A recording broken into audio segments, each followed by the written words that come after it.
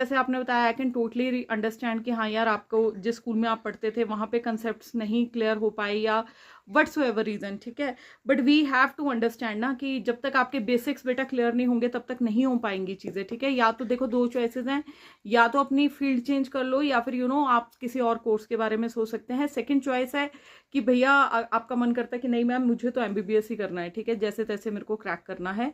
And अगर आपको confidence है कि आप निकाल लोगे, तो कैसे निकालोगे इसकी स्ट्रैटेजी आपको पता होनी चाहिए, ठीक है। मैं हवा में बातें नहीं करूंगी, ग्राउंड रियलिटी पे बातें करूंगी, बेस्ड ऑन मार्क्स बातें करूंगी। मेरा कोई बिजनेस नहीं है, ना मैंने आप लोगों से कुछ कमाना है, ना मैं कोई कोचिंग इंस्टीट्यूशन चलाती हूँ कि आपको सीधा बोल दूं कि बेटा कर सकते हो, कर सकते हो, 250 नंबर पे भी आप 1 साल में कर लोगे। नहीं हो पाएगा बेटा। ये कैसे होगा? बिकॉज सबसे पहले आपको आपके कंसेप्ट पे काम करना है। जब कंसेप्ट आपके +1 +2 के क्लियर हो जाएंगे, मिनिमम 1 साल लगेगा, ठीक है, क्लियर करने के लिए कंसेप्ट। उसके बाद जो अगला साल आएगा, आप जब एक बार बेसिक्स क्लियर कर लोगे, एमसीक्यूज की प्रैक्टिस करोगे, मिनिमम 2 साल दोगे, उसके बाद क्लियर होने के चांसेस बढ़ जाएंगे, ठीक है।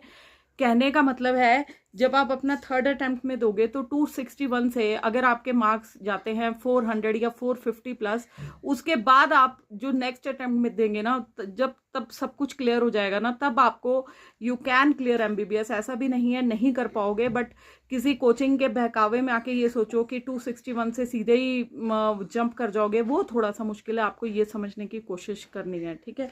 सेकंड बच्चा जो मोहित है, अब बेटा आपकी बात है कि आपने बहुत ड्रास्टिक इंप्रूवमेंट करी है अपने रैंक्स में। तो 4 लाख रैंक से लेके आप आए हो पहले 118, मतलब 1,18,000 रैंक पे। उसके बाद आप फाइनली 47,000 रैंक पे पहुंच चुके हो, ठीक है।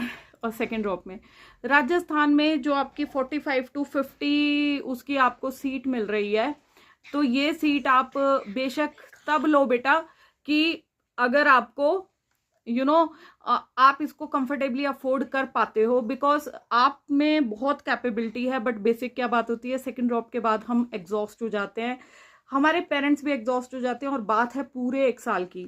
तो अगर तो कंफर्टेबली विदाउट लोन या ज़मीन बेचे आप इसको अफोर्ड कर सकते हो, अपने माँ बाप से बैठ के बात करिए, लोन वगैरह के चक्कर में नहीं पढ़ना पा रहा है, या फिर जो आपका राजस्थान स्टेट है, जैसे में इसकी लेटेस्ट न्यूज़ हम देखते रहते हैं, तो यहाँ पे भी बहुत ज़्यादा अब एमबीबीएस का काफ़ी लोग निकल के आ रहे हैं। एंड सरकारी नौकरियों की भी मैं बात करूँ तो ऐसा नहीं है कि एमबीबीएस करने के बाद, जैसे देखिए हम बात करेंगे आज से 6 साल बाद जब आप करके निकलेंगे एमबीबीएस, तो अगर तो लोन लेके आप सोच रहे हो मैनेजमेंट कोटा, मत लेना, बिकॉज आप फ्रस्ट्रेट हो जाओगे।